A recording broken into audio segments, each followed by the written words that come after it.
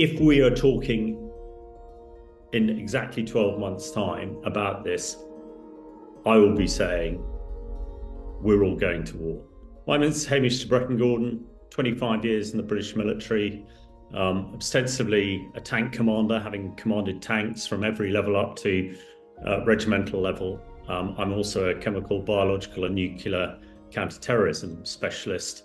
Putin said last Christmas he wanted to put the lights out, turn the heating off in Ukraine, and a lot of energy was expanded on that. He didn't quite achieve that. During this time as well, the Ukrainians were doing a lot of preparation, a lot of training. We had thousands of Ukrainian soldiers just behind me here on Salisbury Plain, being trained by the Brits and the Australians and others. So everything was building if the Ukrainians could hang on in the winter. In the spring, the Russians blew up the Kharkiv Dam, which flooded vast areas of the Dnipro sort of floodplain. They turned the Dnipro River from a sort of 500-meter wide river into several miles, making it all the more difficult for the Ukrainian forces to head south. At the same time, we also had the much vaunted Wagner group, led by Prigozhin. By early summer, Prigozhin, who was a very eccentric character, very difficult to judge, decided to march on Moscow. He got into Russia and started to move, shot down a number of Russian aircraft, killed a number of Russian troops, but eventually was ground to a halt and stopped, and things turned around. Had Prigozhin got to Moscow in June this year, things might be very, very different. In the summer, we had the much vaunted spring offensive started. This is an incredible feat. The front line between the Ukrainian forces and the Russian forces, about 1,000 miles.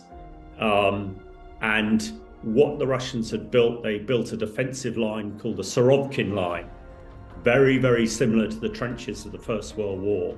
What Ukraine found it incredibly difficult was to punch through this huge defensive line, not only minefields, but what we call dragon's teeth, big concrete boulders that prevent tanks moving, all covered by massive artillery and attack helicopters.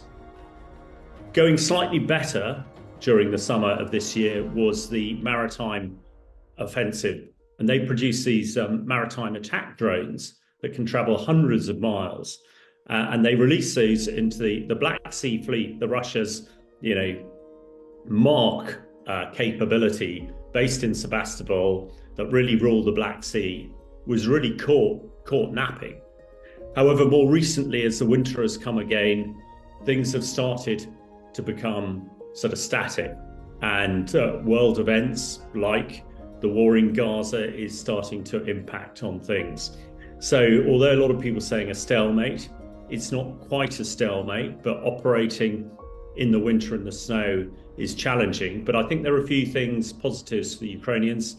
We learned that the Russians have lost 350,000 dead in the war so far. If you think the British Army currently is 70,000, that would be over 4 British armies destroyed in 18 months. So we are in a position, hopefully, when the spring comes, when all the training of these combined arms will have been completed, when the Ukrainians have a mobile marine force that could attack the enemy from the rear. But the geopolitics is going to have a huge play on this. Doesn't matter how determined the soldiers are on the ground. If the American billions do not come and the ammunition that it buys, next year, then Ukraine will run out of ammunition. One of the huge concerns is the biggest nuclear power station in Europe, Zaporizhzhia, and that is right in the line of contact. Zaporizhzhia has 6 reactors. It is 3 times the size of Chernobyl, which everybody will remember when that blew up in the 80s and spread contamination all over Europe and to the UK. If they use Zaporizhzhia as a sort of improvised nuclear weapon, which it looks like they might do, that could have a huge impact. The only thing stopping the Russians doing it at the moment is where that contamination is going. And it very much depends on the weather. Without wanting to oversimplify things, if there is a high pressure system, that contamination is coming west to Europe. There's a low pressure, it's going east into Russia. And very significantly now, Russia is on a war footing. What we call, they are preparing for total war. Their whole economy, 30% of it, is now being spent on defense. They are turning out 100 new tanks a month. Britain is planning to turn out 100 tanks over the next 3 to 5 years, and everything is focused on it. If Putin prevails in Ukraine, he's not stopping there. I know people in Latvia and Lithuania are absolutely terrified that he's going to go there, which would make complete sense. Similarly with Poland, similarly with Finland. And because the Russians are on a war footing and churning out so much kit, that is a possibility. So from a geopolitical level, this is what I think our politicians in Westminster and politicians in Washington and the other key European and NATO capitals should be focusing on, because World War III is not that far away. The rule of law is the rule of the gun, and Putin has the biggest gun. And we mustn't forget, he has been in power for over 25 years now. He has almost ultimate power.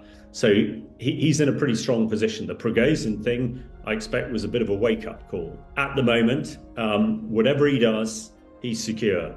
He has put 350,000 young Russians to their death in the Crimea and in the Donbass over the last 18, 20 months, and he's still in power. No other leader in the world could do that.